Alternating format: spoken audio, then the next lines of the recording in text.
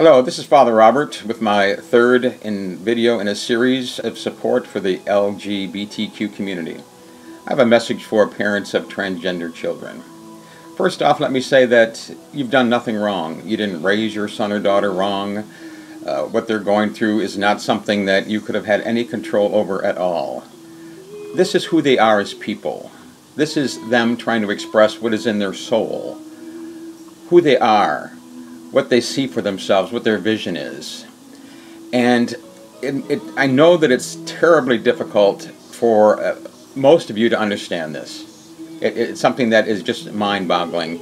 If you're from my generation, we didn't even talk about those types of things. When you saw anybody that was a transgender being portrayed in a song or a movie or in magazines or something, it was always as a farce. It was always as this creepy person who is mentally ill, and it was a terrible, terrible portrayal.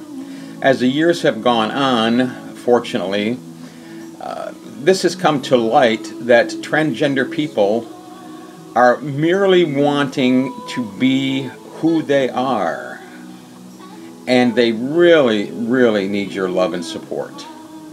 I know it's something that you might not be able to understand, but take it from their point of view. This isn't something where, let's take little Johnny, who's 12 years old.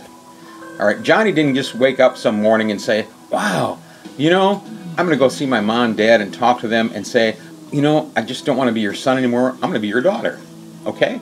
And goes downstairs and say, Mom, Dad, guess what? You know, I had this great revelation, and I want to be your daughter from now on. And their reaction is going to be, oh my gosh, that is so wonderful. That is just, we love that. We're going to go shopping, and this weekend we'll have all the friends and neighbors over and their relatives, and we're going to have this huge coming out party for you. We're going to get you hormones, and we're going to get you the medical care. We're going to do everything that you need because we love you that much.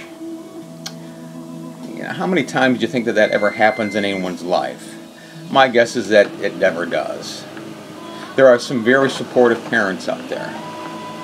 But understand, for those of you that are really struggling with this, it is nothing that you can control.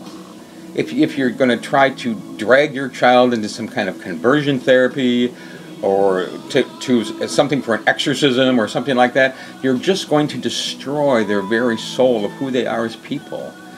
They need your love and support. And think about it from their point of view. Man, do they have a hard road ahead of them.